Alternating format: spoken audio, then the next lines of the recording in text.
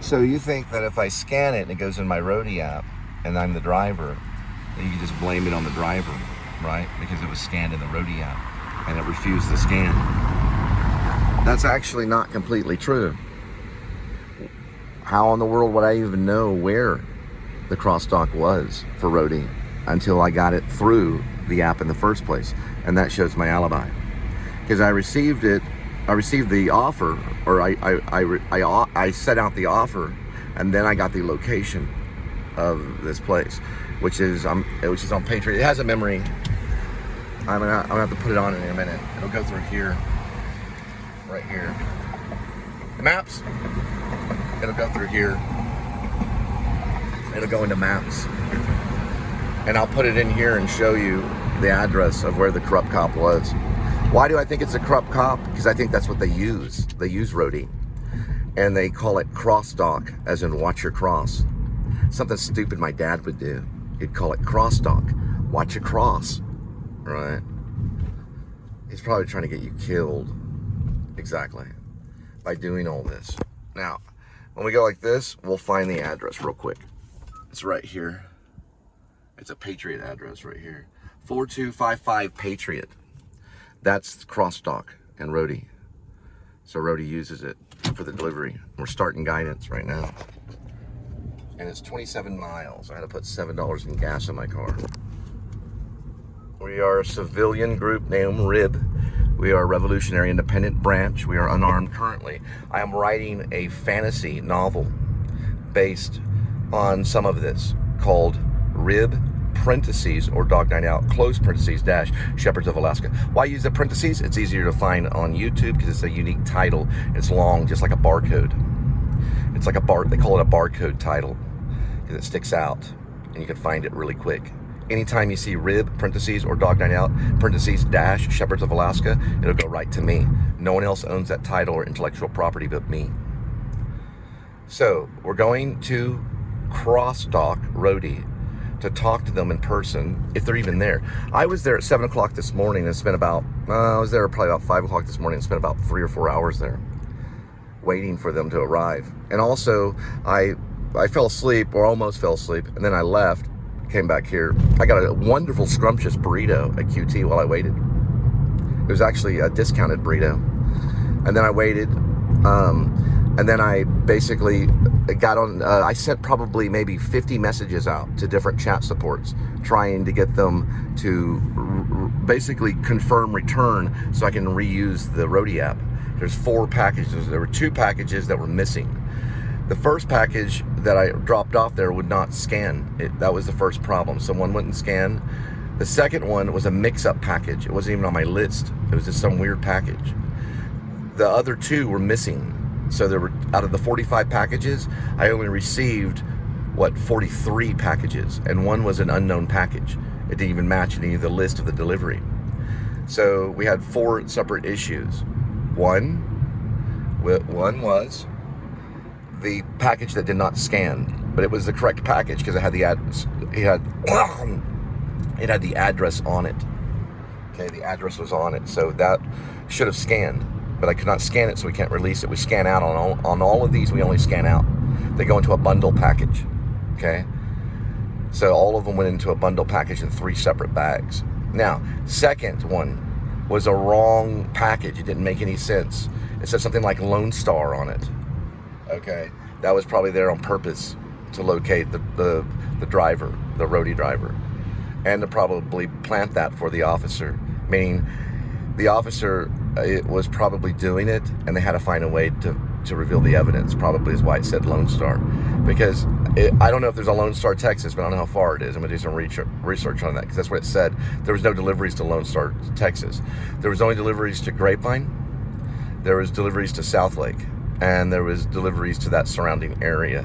So Grapevine and South Lake, I believe, were the only 2 cities other than the first release. There were 3 waves. There were 3 bags.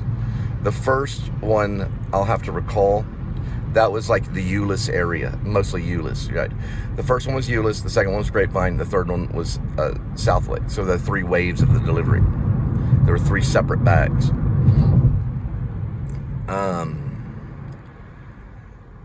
those bags were returned, and 2 of the packages were returned. The one package that would not scan, and I believe that had 698 on it, the number 6, 9, and 8 were on it. That one would not scan, so that had to be returned. You cannot release it unless it's scanned. The second one was a misnomer package. It was like it didn't make any sense. I don't know if misnomer is the right word, but it was like a mispackage. It was misplaced.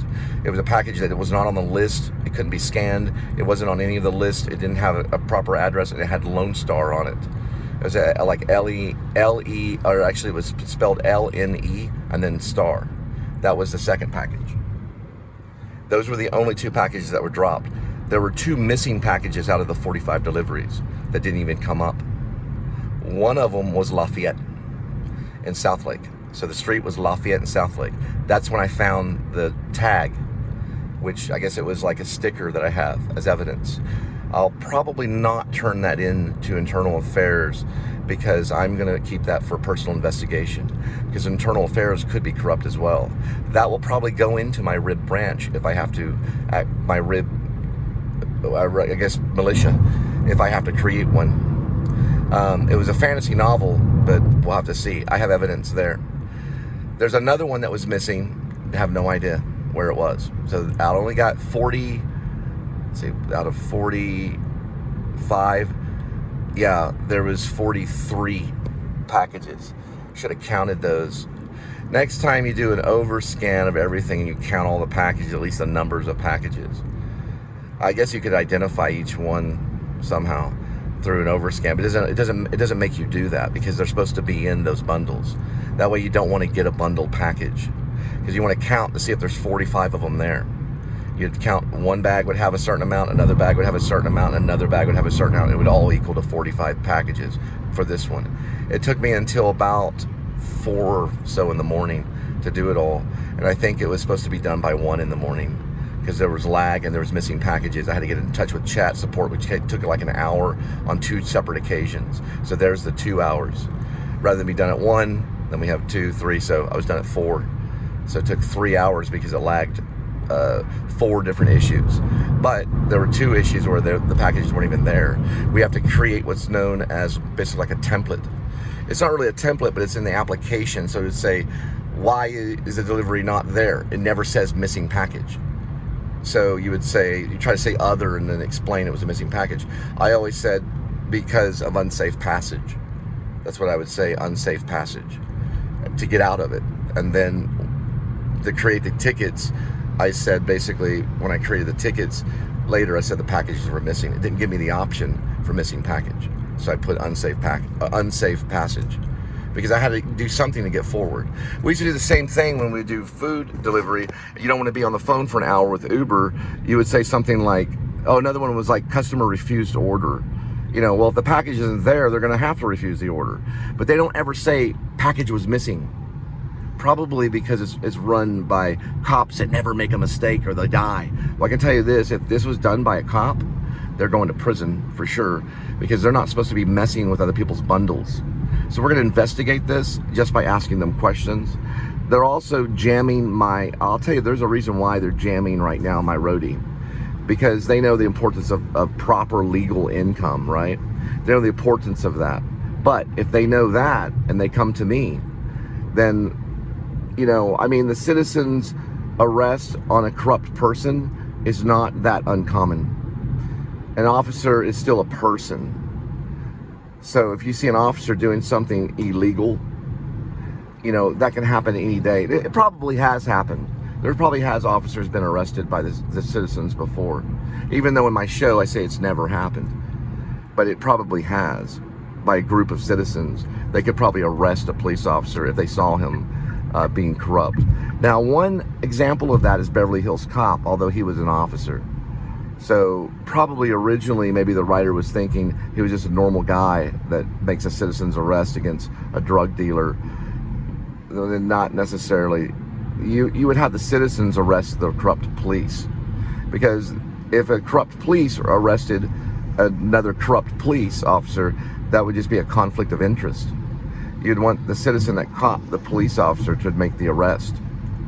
and then just have them call the police after the arrest is made. If the officer says, I didn't do anything wrong, then that's whenever the citizen would be investigated. In this case, they'd be tied to the drug smuggling coming out of cross dock Roadie, coming out of cross dock Roadie. So it's called cross dock Roadie. That's where we're headed to on Patriot. What's the address again? The address right here is Patriot, Grapevine. There should be an address connected to that. I believe there's a 4 in it and a 5 in it. Right there, it's a dock. Yeah, it's not coming up now, but we're about 25 minutes away.